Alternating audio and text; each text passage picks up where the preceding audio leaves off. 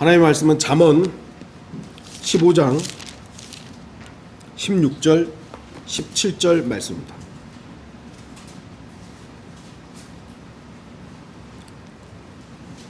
잠언 15장 16절 17절 말씀입니다. 제가 말씀을 읽도록 하겠습니다. 소유가 적어도 주를 두려워하는 것이 큰 재물로 인하여 고뇌하는 것보다 나으니라. 나물로 마련한 저녁에 사랑이 있는 것이 살찐 수소가 있으나 미워하는 것보다 나으니라.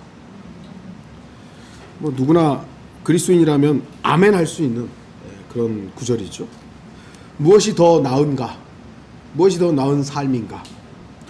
저는 오늘 이 세상을 살아가는 우리 성도들에게 있어서 더 나은 삶이 어떤 것인가에 대해서 설교하고자 합니다.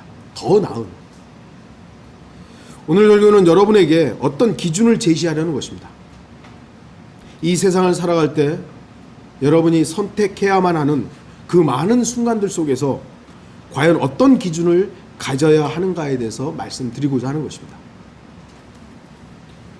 누구든지 더 나은 삶을 바랄 것입니다.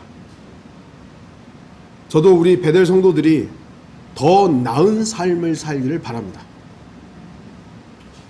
그러나 더 나은, 더 좋은, 더 나은 삶이란 결코 세상 사람들이 생각하는 그러는 것이 아닙니다. 세상 사람들이 생각하는 더 나은 것이라는 건 지금보다 더 많이 갖고, 더 많이 누리고, 더 많이 펑펑 쓰고 이런 것들을 생각하잖아요. 여러분은 과연 더 나은 삶을 추구하고 있습니까? 후회 없는 삶을 살기를 바라십니까? 그 어떤 것을 하든지 직장을 구할 때나 이사를 할 때나 사업을 할 때나 결혼할 때나 사람을 만나고 사귈 때나 어떤 경우에 있든지 간에 여러분은 더 나은 것을 추구하고 있습니까? 저는 세상 사람들이 말하는 더 나은 삶이 아니라 하나님께서 하나님의 말씀인 성경에 보여준 그 더 나은, 그 더 나은이라 이 부분을 말씀드리고자 합니다. 오늘 본문 15장 16절 보시면 소유가 적어도 주를 두려워하는 것이 큰 재물로 인하여 고뇌하는 것보다 나으니라 그럽니다. 여러분은 소유의 물질의 많고 적음으로 낫다 그르다를 판단하십니까? 우리는 어떻게 보면 아니다라고 말하지만 우리 내면에서 혹여 그 부분들이 여전히 남아있다면 주의해야 되죠. 며칠 전에 우리 이제 과장이 어디 일을 가서 이제 배송을 하고 이제 물건을 내렸는데 차를 조금만 앞으로 빼주면 조금 딱 대고 편하게 짐을 내릴 수 있는데 차가 이렇게 막고 있으니까 죄송한데 차 좀 빼주십시오 이렇게 된 거예요. 그런데 나오더니 아니 여기 되는데 자기는 돼도 된다 이거죠. 좀만 빼주시면 내가 일하는데 편한데 왜 좀 빼주시라고 했는데 이게 이제 옥신각신이 된 거예요. 그러니까 이 여자분이 당신이 그러니까 그런 일을 하는 거야 이렇게 된 거죠. 우리 이제 과장도 열이 받으니까 이제 우리 과장은 입이 좀 강하거든요. 막 욕을 또 해야 되고 그러니까 이제 서로 막 싸움이 된 거예요. 우리 과장도 뭐라 그러더라? 하여튼 좀 소형차를 탔나 봐요. 근데 우리 과장은 그랜저 타거든요. 네가 그러니까 그런 차 타는 거야. 이제 또 이게 이제 된 거죠. 우리나라 사람들 특히 이제 어떤 차를 타느냐에 이 사람을 판단해요. 어떤 아파트에 사느냐, 얼마를 가졌느냐, 어떤 대학을 나왔느냐. 그거는 전혀 고려 대상이 사실 아니어야 함에도 불구하고 세상은 그런 거예요. 그리스도인도 그래야 됩니까? 아니죠. 어떤 나라에서 왔느냐, 특히 요즘에 이제 다문화가 많아요. 어떤 나라에서 왔느냐, 어떤 인종이냐, 그거에 따라서 우리가 사람을 판단해서는 안 되는 겁니다. 제일 중요한 거 하나님을 두려워하는 거예요. 일반적으로 사람들이 오늘날 이제 젊은 이들이 결혼하는 것도 사랑이나 어떤 하나님께서 주신 그런 것이 아니라 이제 조건을 따지는 거예요. 조건을. 직업을 살피고 물질을 얼마나 가졌느냐, 그 뒷배경은 부모는 무슨 사업을 하느냐, 얼마를 가졌느냐, 이걸 따지고 있는 거예요. 물론 직업이 좋다면 뭐 든든한 수입을 보장하죠. 또는 재산을 또 살폈을 때 얼마든지 그 집의 재력이 얼마나 되느냐를 살폈을 때 어려울 때 도움을 받을 수도 있습니다. 또 사업을 할 때 뭐 의지할 수도 있을 겁니다. 그러나 여러분이 선택한 그 반려자가 주님을 두려워하지 않는 사람이라면 죄를 짓는데 겁내지 않을 겁니다. 하나님의 심판이나 진노 따위는 안중에도 없을 겁니다. 자기가 가진 재력으로 음탕한 짓을 일삼을 수도 있을 겁니다. 부정과 부패에 연루되는 것은 그리 어려운 일이 아닐 겁니다. 하나님을 두려워하지 않는단 말이죠. 어쩌면 여러분은 그 사람의 재력에 끌려 결혼했다가 그 사람이 행하는 악행들을 보고 괴로워하면서 여러 날 보내야 할 수도 있을 겁니다. 돈 때문에, 직장 때문에 배우자를 선택하지 마세요. 누가복음 12장 15절 또 그들에게 말씀하시기를 주의하고 탐심을 조심하라. 이는 사람의 생명이 자기가 소유한 것에 풍부함에 있지 않음이라. 물론 가난한 사람하고 결혼하면 우리 자매도 많이 고생했습니다만 가난한 사람하고 하면 좀 고생해요. 뭐 우리 지체들 다 비슷합니다만 좀 삶에 빡빡함이 있죠. 그러나 하나님을 두려워하는 사람, 하나님을 두려워하는 사람, 결혼을 앞둔 우리 청년들, 풍부한 재산보다도 주님을 두려워하는 것이 더 낫다는 것을 배워야 합니다. 두 가지 모두를 가지고 있다면 좋겠지만 둘 중에 하나를 선택해야 한다면 더 나은 걸 선택해야죠. 단지 재산을 축적하고 평안한 생활을 위한 목적으로 여러분을 직장을 구하지 마세요. 우리 청년들 직장을 선택할 때 내가 이 직장을 선택하면 더 많은 월급을 받을 수 있고 더 많이 안락한 생활을 할 수 있고, 그걸로 여러분이 직장을 선택하지 마세요.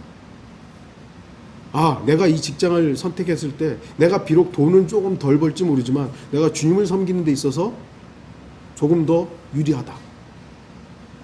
저는 여러분이 그렇게 되기를 바라요. 뭐 직장 중요하죠. 먹고 살기 위해서 우리는 일해야 됩니다. 그러나 일하기 전에, 먹을 것을 구하기 전에 그리스도인은 더 나은 것을 추구해야만 합니다. 그 일이 하나님을 두려워하는 것인지를 따져봐야 되는 것이죠. 우리는 하나님을 두려워하는 삶을 추구해야 돼요. 내가 하는 이 일들이 하나님께 있어서 결격 사유가 있느냐 없느냐를 따져봐야 되는 거예요. 그렇게 함으로써 이 세상에 사는 죄인들에게 하나님을 두려워하도록 일깨워야 하는 것이죠. 내가 하나님을 두려워하는 삶을 사는 이 모습을 통해서 세상 사람들이 하나님을 두려워하는 건 저런 거구나 라는 걸 배울 수 있도록 해야 되는 것이죠. 왜냐하면 그것이 더 낫기 때문이에요.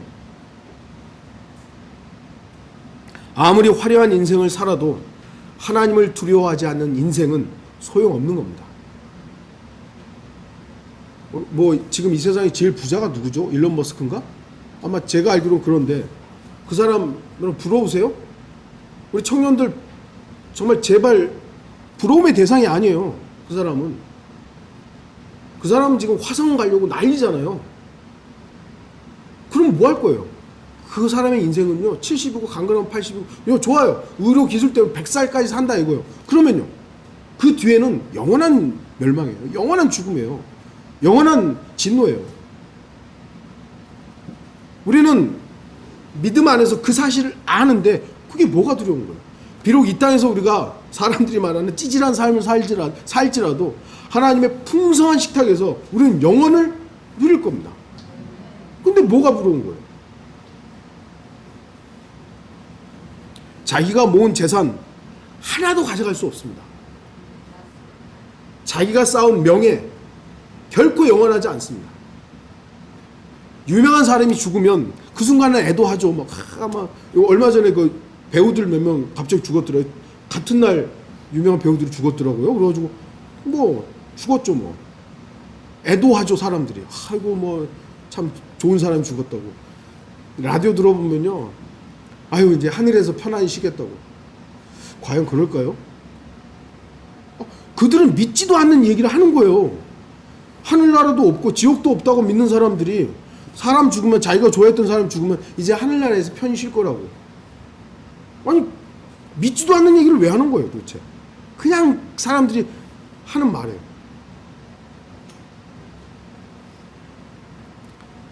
한 번 죽는 것은 사람들에게 정해진 것이며 그 후에는 심판이 있습니다. 심판. 그리스도인은 그리스도의 심판석에 설 것이고요. 구원받지 못한 사람들은 큰 백보자 심판석에 서게 될 것입니다. 이게 성경이 말씀하는 진실이에요. 이 진리 앞에서 우리가 어떠해야 되느냐. 저는 제 자신을 보면 전혀 하나님 앞에 떳떳하지를 못해요. 제가 그리스도의 심판석에 서야 한다면 저는 아마도 머리를 조아리고 주님 저는 죄인입니다 라고 밖에 말할 수 없을 거예요. 그런데 제가 주님 앞에서 하나님 앞에 딱 서는 그 순간 제가 유일하게 아버지 하나님 앞에 내세울 수 있는 건 예수 그리스도밖에 없어요. 주님께서 저에게 물어보요. 너 뭐 했어? 저 한 거 없습니다. 저 아무것도 한 게 없습니다. 저 주님 앞에 자랑할 게 아무것도 없습니다. 제가 자랑할 건 오직 예수 그리스도밖에 없습니다. 그러면 되지 않을까요? 우리가 한 게 뭐가 있는데요? 여러분 뭐 구령 많이 했다, 뭐 복음 전파했다, 거리에 설교 많이 했다. 그거 아버지 앞에 딱 내세워서 그래 잘했다. 이걸 우리가 그렇게 배워왔잖아요. 그거 많이 하면 하나님 칭찬할 것이라고.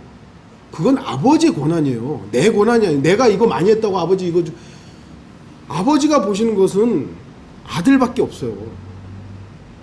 제발 내가 뭘 했다라고 아버지 앞에 그거 자랑하려는 생각 이제 좀 내려놓으시고 예수 그리스도만 제시하세요. 그러면 아버지는 예수 그리스도에 딸려서 내가 행했던, 몸으로 행했던 것들을 아마 보실 거예요. 그거는 아버지의 권한이에요.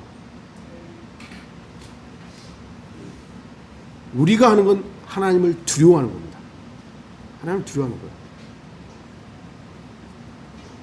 하나님을 두려워하는 것은 사람의 의무입니다. 성경에서 제가 의무 없다고 했습니다만 하나님을 두려워하는 건 사람의 의무예요. 전도서 12장 13절 14절 전체 일의 결론을 들을지니 하나님을 두려워하고 그의 계명들을 지키라. 이것이 사람들의 모든 의무니 이는 하나님께서 선이든 악이든 모든 행위와 모든 은밀한 것들을 심판하실 것입니다. 여러분들 주를 두려워하십시오. 하나님을 두려워하십시오. 지난주에 설교했습니다만 야곱은 하지 말아야 할 두려움 때문에 어떻게 인생이 조금 삐끗했습니다만 정확한 하나님에 대한 두려움은 성도라면 당연히 가져야 되는 것입니다. 우리 청년들이 앞으로 뭐 이미 직장 생활을 하고 또 뭐 앞으로 뭐 결혼을 또 준비하고 뭐 이럴 것입니다만 그때 내가 하나님을 두려워함과 연관되어 있는 것인가?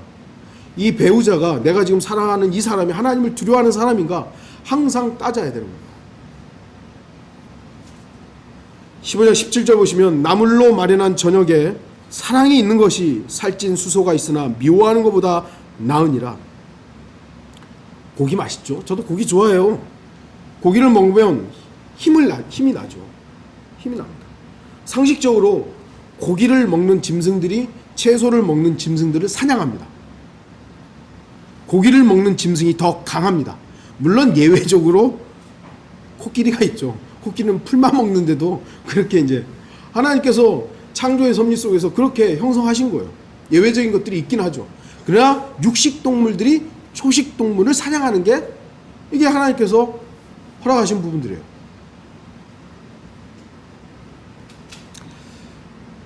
한우가 맛있다 그래요. 저도 한우를 먹어보긴 했어요. 근데 한우를 먹으면서 내 자식이 한우를 나보다 한 점 더 먹는 것을 미워하고 있다면 차라리 채소 먹는 게 낫죠. 그 맛있는 걸 먹으면서도 내 걸 뺏길까 봐 누군가를 미워한다면 차라리 굶는 게 낫죠. 우리는 우리 가족들이 고기를 먹도록 기도하기보다 사랑이 넘치도록 기도해야 됩니다. 주님 안에서 사랑을 갖도록 기도해야 됩니다. 왜냐하면 그것이 더 나았기 때문에, 그것이 더 나은 삶이기 때문에. 하나님의 사랑을 깨닫는 사람들이 모여서 서로에 대해 사랑으로 한 끼 식사를 나눌 때 얼마나 맛있습니까? 여러분들 고백하잖아요. 주일날 와가지고 여기서 이렇게 식사하는데 왜 이렇게 꿀맛이죠? 왜 이렇게 맛있는 거예요? 집에서 먹을 때보다 더 맛있어요. 뭐 집에서 뭐 우리 자매나 우리 장모님이 이렇게 맛있는 거 해준, 맛있죠, 맛있는데 여기서 사랑하는 사람들과 함께 먹으니까 더 맛있어요. 왜 그렇죠? 사랑이 있기 때문에. 만약 그런데 진수성찬인데 껄끄러운 사람과 먹으면 어떻게 되는 거예요? 소화가 잘 안 돼요. 하나님의 사랑은 우리를 살리려고 그 아들을 내어준 사랑입니다. 어떤 분이 그런 얘기를 하더라고요. 사랑의 정의. 뭐 사랑을 여러 가지로 정의할 수 있습니다. 사랑은 희생이다. 희생이다. 부모가 아기를 낳았어요. 사랑하죠. 희생해요. 너무 피곤한데 일어나서 젖을 먹여야 돼. 희생이죠. 희생이에요. 하나님께서는 우리를 사랑하셨습니다. 아들을 죽였어요. 그 아들을 죽기까지 시키신 것입니다. 죄인인 우리들은 그 하나님의 사랑을 통해서 살아났습니다. 우리가 복음을 전해서 누군가를 주님께로 이끌어서 그 사람이 구원받았어요. 근데 그 사람이 나는 이 사람을 통해서 구원받았어요 해요. 나는 이 목사님을 통해서 구원받았어요 해요. 여러분들 빨리 정정해 주세요. 빨리 정정해 주세요. 아니요, 저를 통해서 구원받은 거 아닙니다. 예수 그리스도를 통해서 구원받은 겁니다. 저는 그냥 도구였을 뿐입니다. 저의 이름은 언급하지 마세요. 어떤 목사가 되었든 어떤 뭐 전도자가 되었든 어떤 복음 전파자가 되었든 나를 통해서 이 사람 구원받았다고 당장 떠나십시오. 당장 떠나십시오. 그 사람은 예수 그리스도의 자리를 찬탈한 사람이에요. 절대로 누구를 통해서, 그건 성경이 그리스도를 통해서예요. 그리스도를 통해서 구원받았다 그러지 뭐 윤혁택을 통해서 누구누구를 통해서 그런 거 없어요. 그런데 왜 저 목사님을 통해서 내가 구원받았다고, 우리 목사님을 통해서 내가 빨리 떠나십시오. 이 사랑이 서로의 가슴 속에 심어지는 일은 많은 불을 놓고 서로 다투는 것보다 훨씬 나은 것입니다. 우리 교회가 세상 사람들을 볼 때 누가 봤을 때 조금 하죠. 사람 별로 없고. 그러나 이 교회가 주 예수 그리스도를 통해서 사랑이 넘친다면 우리는 그거 말고는 더 바라지 마세요. 사람 늘어나고 뭐 교회가 큰 교회 지어가지고 이전하고, 그거보다 사랑으로 넘치는 게 훨씬 나은 겁니다. 저는 비록 많은 것을 갖지 못했지만 하나님의 사랑으로 서로 이해하고 용서하고 품어주는 가족들이 더 낫다고 생각합니다. 저는 비록 물질로는 풍족하지 않지만 하나님의 사랑은 풍성합니다.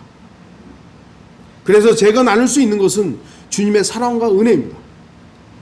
우리가 모여가지고 교제할 때 저의 어떠함이나 여러분의 어떠함을 막 말하는 것, 그거보다 내가 지난주에 이렇게 주님의 사랑으로 생존했고 주님의 은혜가 풍성했다고, 하나님의 사랑으로 서로 나누고 베풀고 세워주는 교회가 더 나은 겁니다. 저는 여의도 순복음교회 전혀 부럽지 않아요. 전혀 부럽지 않아요. 뭐 명성교회 무슨 큰 교회들 있잖아요. 헌금이 너무 많아가지고 어디다 쓸 데가 없대요. 막 그냥 너무 넘치니까. 저는 그런 거 안 부러워요. 거기에도 물론 부분 뭐라 그러죠? 교회 내 소수의 사람들끼리 사랑을 나누고 서로 사랑을 나누면서 이렇게 뭐 베풀고 이런 사람들이 있겠죠. 그러나 그것은 그 교회가 아니라 그 교회인 거죠. 여의도 순복음교회가 아니라 그 속에 있는 거듭난 그리스도인들이지, 그게 교회이지 여의도 순복음교회가 교회는 아닌 거예요. 교회는 큰데 시기하고 미워하고 감시하고, 여러분들 작은 교회라고 서로 감시 안 하는 줄 아세요? 목사가 그걸 조장하는 경우들이 있어요. 성도들을 컨트롤하려고 누구 잘 살피라고, 영적으로 지금 위험할 수 있으니까 잘 살피라고. 그거 조심하십시오. 그게 바로 공산주의자들의 5호 담당자나 이런 것들이에요. 우리는 서로를 위해서 기도하는 것이, 서로 감시하는 게 아니에요. 저 성도가 주님 앞에서 주님을 잘 섬기는지 우리는 그냥 바라보면서 기도해주고 격려하고는 것이지, 저 형제 요즘에 무슨 어디 나가지? 누구하고 교제하지? 저 사람은 누구하고 지금 만나지? 그럼 뭐 하는 거예요? 공산주의자요? 왜 그러고 있는 거예요? 죄송합니다만 제가 한때 그랬어요. 살펴보면서 주님의 사람의 모습이 아닌 겁니다. 잠언 16장 8절에 있습니다. 의와 함께하는 적은 소득이 의가 없는 큰 소득보다 나으니라. 우리는 구걸하는 사람에게 동전을 몇 푼 던져주는 것보다 그 혼에게 하나님의 의를 소개하는 그 사랑이야말로 더 나은 것임을 알아야 됩니다. 노아는 당대의 의를 전파하는 사람이었습니다. 물론 세상을 심판하신 하나님의 계획을 알게 된 노아로서는 하나님의 의를 전파하지 않을 수 없었던 것입니다. 그래서 의의 전파자가 되었던 것이죠. 물론 우리에게 능력이 있다면 굶어 죽어가는 사람들에게 한 끼 식사를 대접하는 것은 분명히 좋은 일입니다. 좋은 일이에요. 하지만 그들에게 하나님의 식탁에서 영원히 먹을 수 있도록 인도해 주는 것이 더 좋은 일입니다. 많은 교회들이 구제를 위해서 물질을 투자하는 것 잘하는 것이죠. 잘하는 것이에요. 하지만 어떤 사람들이 죄악의 길에서 돌이켜 생명을 얻도록 하는 일에 투자하는 그 물질, 그게 더 좋은 일이죠. 진리를 알게 하고 복음을 전파하고 예수 그리스도를 소개하는 일은 세상의 그 무엇과도 비교할 수 없는 더 나은 일입니다. 우리는 분명히 구제하고 선교하는 교회가 되어야 합니다. 그러나 하나님의 의를 전파하는 것과 구제하는 것 중에 하나를 선택해야만 한다면 더 나은 걸 선택해야 될 거 아니에요. 그게 뭐예요? 하나님의 의를 전파하는 것이죠. 예수님은 제자들에게 천국복음 선포하라 그랬지, 가서 구제하고 어려운 사람들 도와줘라, 그런 거 안 해요. 물론 교리적인 부분에서 약간 차이가 있습니다만 우선적으로는 우리가 해야 될 것은 우선적으로는 복음 전파예요. 그 복음 전파를 위해서 우리가 구제도 하고 선교도 하고 하는 것이지, 만약에 구제가 먼저냐 선교가 먼저냐 했을 때 우리는 과감하게 더 나은 것이 무엇이다라고 선택해야 되는 겁니다. 오늘날 교회들은 구제가 먼저라고 하는 거예요. 구제가. 물론 하나님께서 그런 부분도 쓰실 수도 있습니다만 더 나은 것을 선택해야만 한다면 우리는 더 나은 것을 선택해야만 합니다. 많은 사람을 배부르게 해서 지옥에 보내느니 그들을 먼저 주님께로 인도하는 것이 더 나은 것입니다. 물론 그때 하나님께서 주신 지혜가 필요하죠. 어떤 사람이 지금 굶주려서 죽어가요. 상황을 봤을 때 이 사람은 빨리 살리는 게 우선적이다. 그럼 빨리 살려야 될 거 아니에요. 근데 이 사람에게 복음을 전할 수 있는 기회가 먼저다. 그럼 복음을 먼저 전하는 것이지, 그래 무조건 살려놓고 보자. 그때 그 현명함은 주님께 구해야 되는 것이죠. 주님, 제가 이 사람에게 해야 될 게 무엇입니까? 복음을 전해야 됩니까? 먼저 빵을 줘야 됩니까? 이게 하나님께 우리가 의탁하는 기도의 순서이지, 무조건 내가 판단해주고 이건 먼저 복음부터 전해야 돼. 안 물어봤잖아요. 하나님 앞에 안 물어봤잖아요. 물어봐야 된다니까요. 그게 그리스도인의 말씀에 대한 자세인 겁니다. 자기가 다 해놓고 이거 하나님이 해주셨다고, 하나님이 주셨다고, 안 되는 겁니다. 잠언 17장 1절, 마른 빵 한 조각을 가지고 화목하는 것이 희생제물이 가득한 집에서 다투는 것보다 나으니라. 아멘이죠? 여러분이 마른 빵 한 조각만 가지고도 평안하다면 많은 희생 제물을 가지고 다투는 사람보다 낫습니다. 뭐 우리나라의 제일 부자 집안이 뭐 이제 고 이건희 회장의 집이잖아요. 그 집안은 재산 때문에도 싸웠고 딸내미는 자살하고. 좋아 보이세요? 그 현대 그 아들들도 재산 때문에 싸우고. 부러우세요? 예수 그리스도께서는 하늘에서 내려오신 생명의 빵이십니다.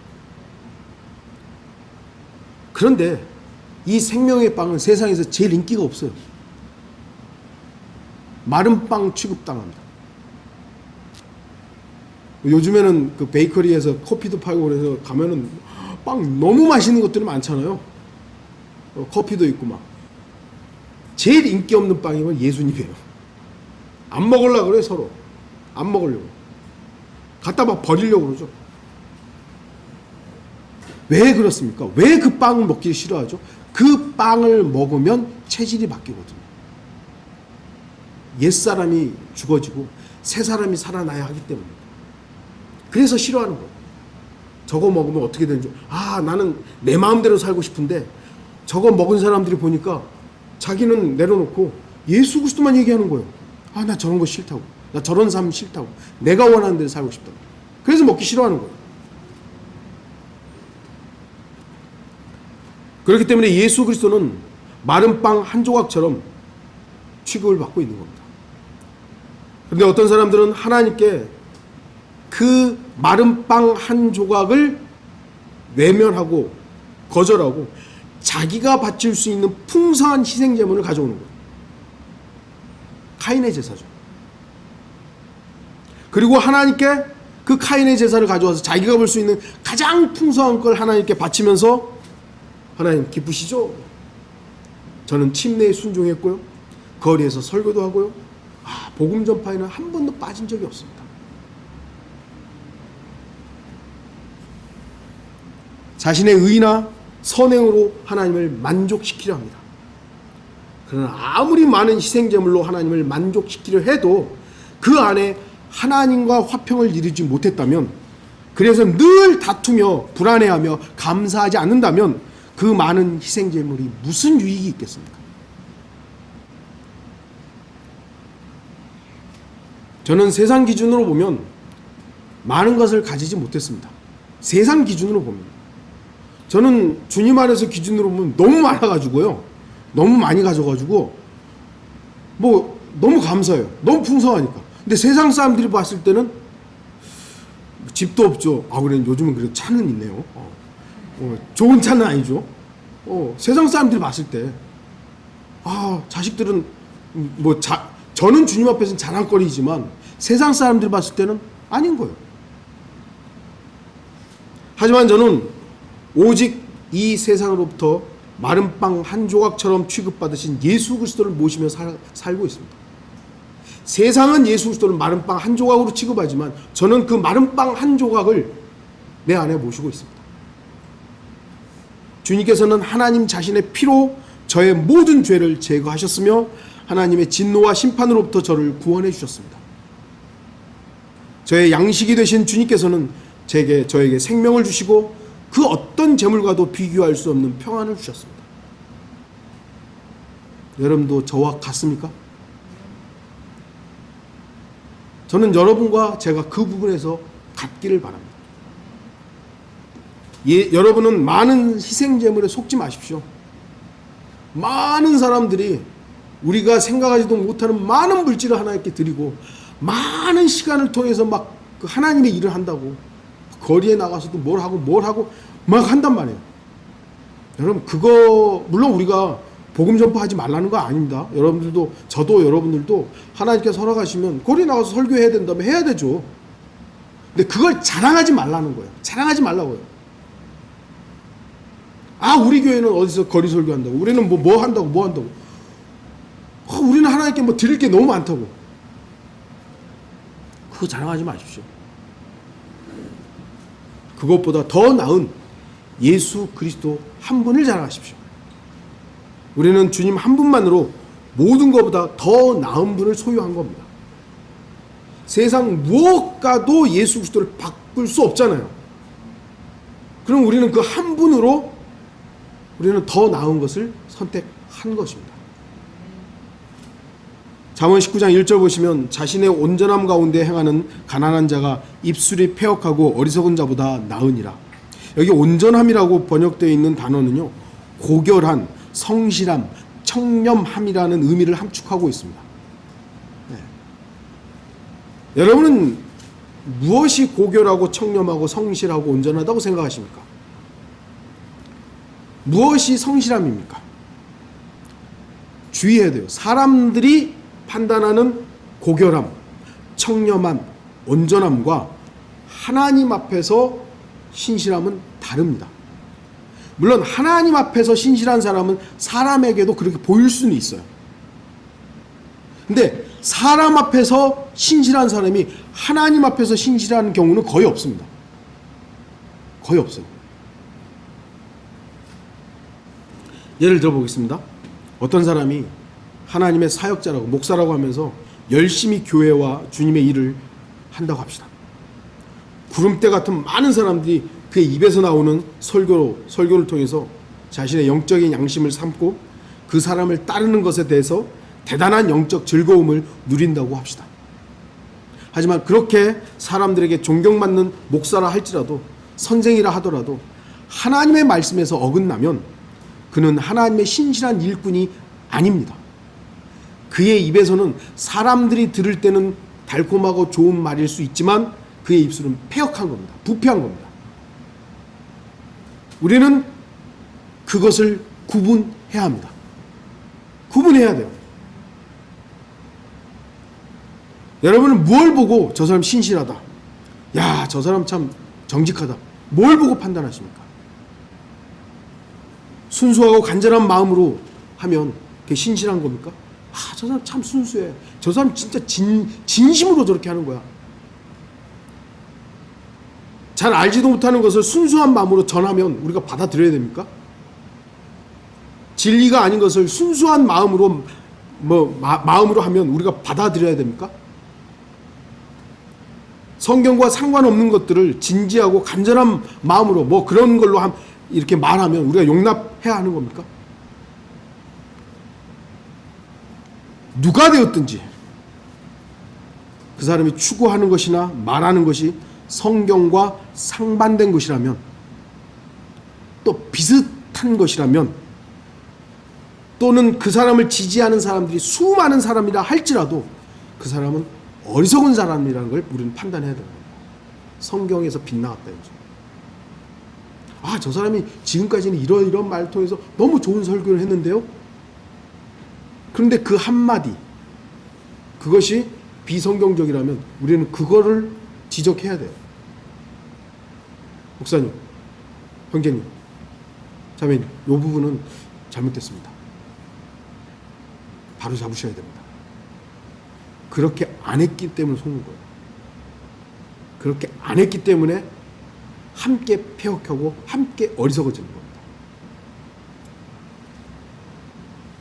하나님의 말씀이 아닌 것을 전하는 입술이 패역한 것입니다. 하나님의 말씀이 아닌 것을 하나님의 말씀처럼 화려하게 치장해서 전하는 패역한 입술이죠. 특히 종교로 밥 먹고 사는 사람들은 하나님의 아들이신 예수 그리스도의 피로 이루어지신 영원한 속죄를 받아들이지 않습니다. 여러분, 예수 그리스도의 피, 그분의 피가 쏟아져서 여러분의 죄 제거했습니까? 지금도 여러분의 죄가 용서되어야 됩니까? 지금도? 이미 저와 여러분의 죄는 제거됐어요. 그런데 이 종교인들은, 종교로 밥 먹고 사는 사람들은 여전히 회개하라고, 그러니까 우리의 육신의 죄 말고요, 지옥에 가는 것 때문에 여전히 또 회개해야 된다고, 구원을 또 점검하라고, 또 점검하라고, 또 점검하라고 맨날 하는 짓이 뭐냐면 구원 점검해라, 구원 점검하라.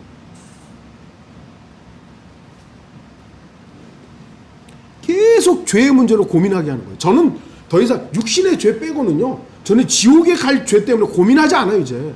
왜냐하면 그것은 예수 그리스도의 피가 제거했기 때문이에요. 그런데 이 종교인들은 계속 그걸 물고 늘어지는 거예요. 너 아직 순종하지 않았잖아요. 너 아직 복종하지 않았잖아요. 너 아직도 네 마음대로 살려고 하는 거 보니까 너 구원 못 받았다고. 아니 어저께 같이 영접 기도하고 막 그래 이제 구원 받았어 해놓고 그 다음날 너 아직 구원 안 받았다고. 그럼 뭐 하는 짓이에요 도대체? 자기가 구원 감별사예요? 다시 목사는 구원 감별자가 아닙니다. 복음을 선포하고 구원받는 사람은 하나님의 말씀을 양육하고 육신적으로 가려는 사람들은 하나님의 말씀으로 충고하고 양으로서 하나님께 바쳐지는 그 길로 인도하는 것은 맞지만 구원 감별사는 아니에요. 근데 목사들이 그 짓을 하고 있는 것이죠. 우리의 죄는 이미 2000년 전에 예수 그리스도의 피로 모두 용서되었습니다. 그럼에도 계속 회개하라고 하고 용서받아야 된다고 하고 계속 불안을 조장하는 것이에요. 특히 교회들에서는 매주 죄 용서받는 일이 계속되고 있는 것입니다. 특히 로마 카톨릭의 미사는 먹을 때 피를 먹잖아요.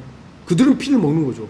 그걸 통해서 용서받아야 돼. 그러니까 로마 카톨릭의 미사는 매주가 제사예요. 그래서 거기 제사에 참여하지 않으면 구원이 연장되지 않는 겁니다. 구원이 연장되지 않는 거예요.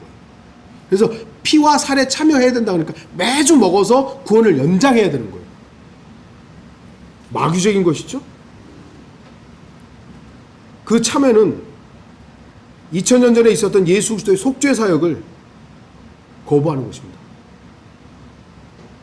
지금도 용서받기 위해서 무엇인가를 해야 한다고 가르치는 교회가 있다면, 그런 목사가 있다면 여러분들 당장 떠나십시오.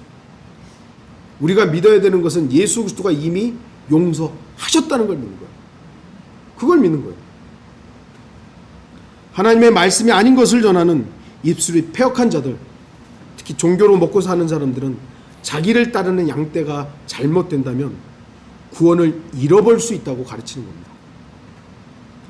목사를 잘 따라야지. 그게 이제 러크만 목사님도 이 주석서 뒤에다가 썼죠. 침례교 신부주의.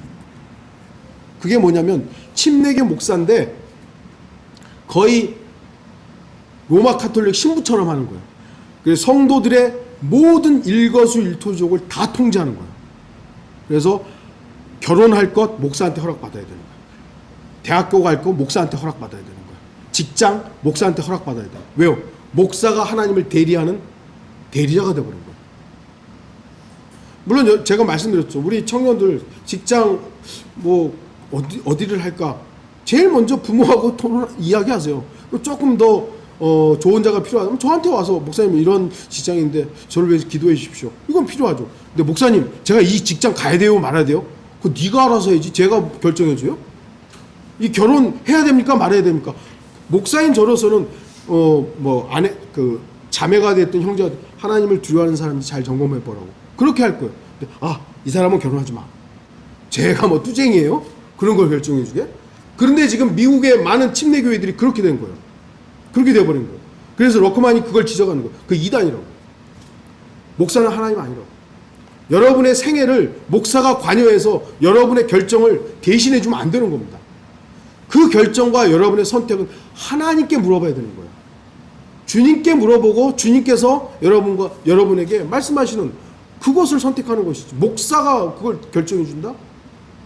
그 따위 짓들은요 결국은 교주화가 되는 것이고요. 그게 바로 이단이고 사이비예요. 구원을 보장하는 것은 주님이시지 목사가 아니에요. 여러분의 구원을 잃어버릴 것은 여러분이 걱정할 필요가 없어요. 형제 구원 못 받았어. 그렇게 사는 거 보니까 구원 못 받은 거야. 여러분 당장 그걸 왜 당신이 얘기하냐고. 왜 그걸 당신이 결정하냐고. 여러분 따져야 되는 거예요. 비록 제가 진짜 여러분이나 제가 육신적일 때가 있죠. 그런데 그 육신적일 때 와가지고 너 그렇게 사는 거 보니까 구원 못 받은 거야 했을 때 여러분은 여러분 자신을 보지 말고 당장 주님을 보세요. 주님이 나를 구원하셨고 나를 보장하시는 건 주님이세요.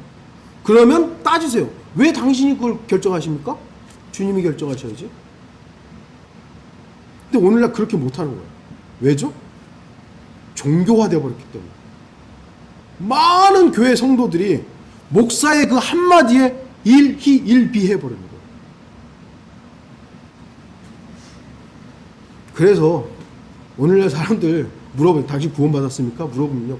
그래도 하나님의 말씀 앞에 있었던 구원받은 사람, 예, 구원받았습니다. 할 거예요. 그런데, 구원받으려고 노력 중입니다. 30년, 40년 다닌 사람들도 그 이상한 얘기들을 하는 거예요. 만약에 그렇게 여러분들 누군가가 얘기했다면 여러분 정확하게 복음을 전하십시오. 정확하게. 예수 그리스도 십자가에 죽으셔서 당신의 죄 용서하신 거 믿습니까?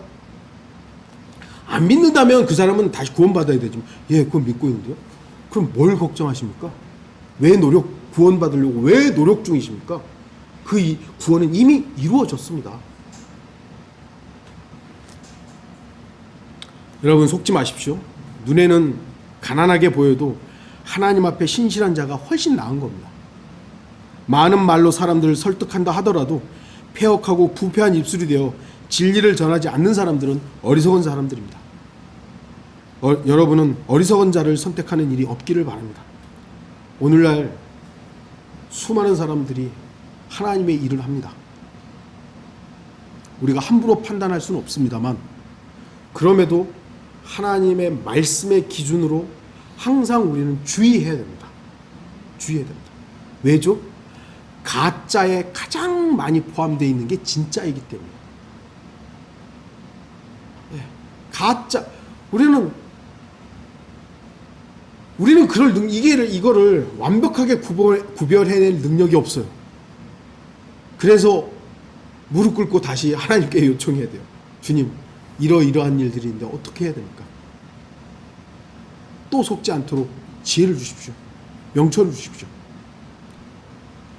하나님께서 그 순간 완벽한 답을 주지 않으면 여러분 기다리십시오. 성급하게 어떤 것을 판단하지 마세요. 기다리세요.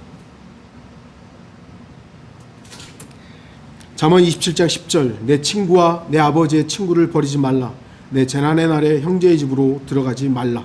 가까운 이웃이 먼 형제보다 나으니라. 이거는 교리적으로 보면 이제 환난 때 나오는 말씀입니다만, 형제 중요하죠.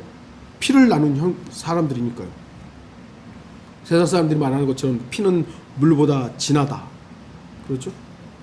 그러나 멀리 있는 형제보다 가까이 있는 이웃이 더 낫다고 말씀합니다. 예수 그리스도께서는 한 유대인이 강도를 만나 거의 죽어갈 때 그의 이웃이 되었던 사마리아인입니다. 주님께서는 죄인인 우리의 이웃이 되어 주셨습니다. 우리가 예수 그리스도를 나의 이웃으로 받아들이는 것은 형제보다 더 나은 분을 모시는 겁니다.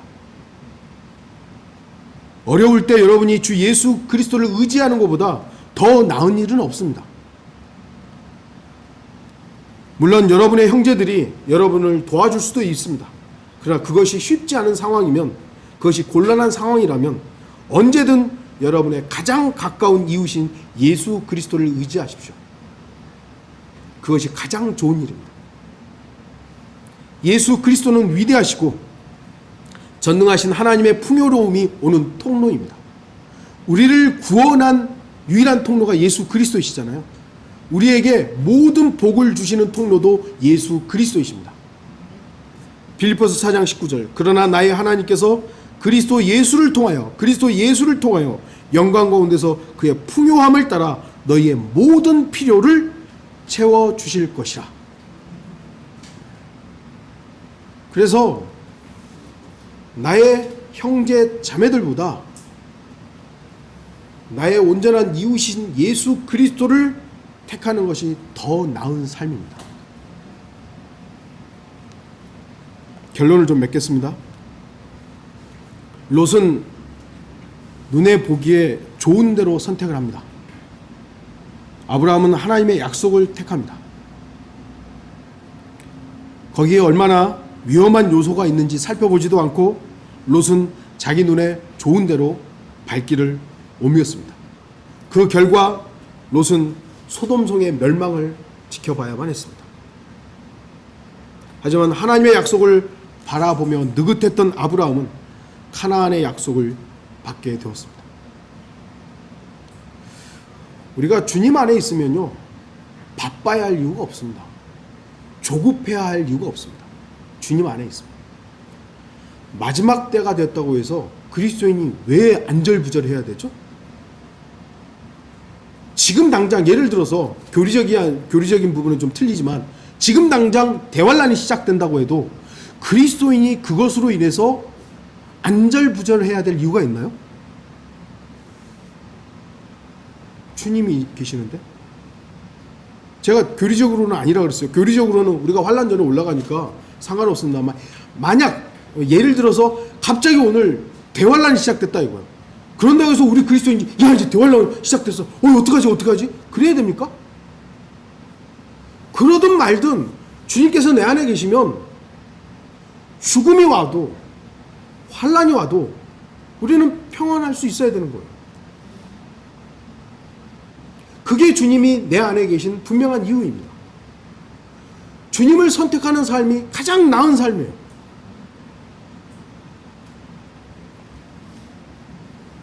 많은 재산으로 괴로워하는 것보다 주 하나님을 두려워하는 것이 낫습니다.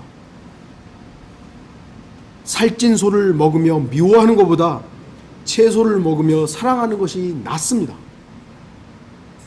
많은 소득에 의의가 없는 것보다 적게 가지고 의의가 있는 것이 낫습니다. 많은 희생물로 다투는 것보다 마른 빵 한 조각으로 평하는 것이 낫습니다. 부유해서 입술이 패역한 자보다 가난하면서 정직한 자가 낫습니다. 멀리 있는 형제보다 가까이 있는 이웃이 낫습니다. 저와 여러분들. 베델 성도 여러분, 오늘 말씀을 통해 무엇이 더 나은 삶인지를 점검하시기 바랍니다. 사탄이 두려워하는 것은요, 성경을 많이 읽고 성경을 묵상하고 성경을 암송하고 공부해서 이해하는 것, 물론 그거 하지 말라는 얘기 아닙니다. 사탄이 두려워하는 사람은요, 성경 읽고 묵상하고 암송하고 공부해서 이해하는 사람, 그 사람이 아닙니다. 사탄이 두려워하는 것은 하나님의 말씀을 믿고 순종하는 사람이에요. 여러분, 성경 읽지 말라는 얘기가 아닙니다. 성경 암송하지 말라는 얘기가 아닙니다. 그 일은요, 종교인들도 다 합니다. 성경 막 엄청 읽고 성경 공부 얼마나 합니까? 중요한 것은요, 안 믿어요. 그 말씀 앞에 순종하지 않는 거예요. 제가 오늘 설교했던 내용들, 여러분들 다 아는 내용들 아닙니까? 모르는 겁니까? 지금까지 제가 20 몇 년 넘게 여러분에게 설교하고 함께 얘기했던 내용들이에요. 이 내용을 여러분들이 알고 끝난다면 사탄은 저와 여러분 전혀 관계요. 아유, 그래, 그러든지 말든지. 그러나 이 말씀이 여러분이 믿고 이 말씀 앞에 순종한다면 사탄은 저와 여러분을 예수 그리스도 때문에 두려워하는 겁니다. 저는 믿고 순종하는 저와 여러분들이 되기를 바라는 것입니다. 다 같이 기도하시겠습니다.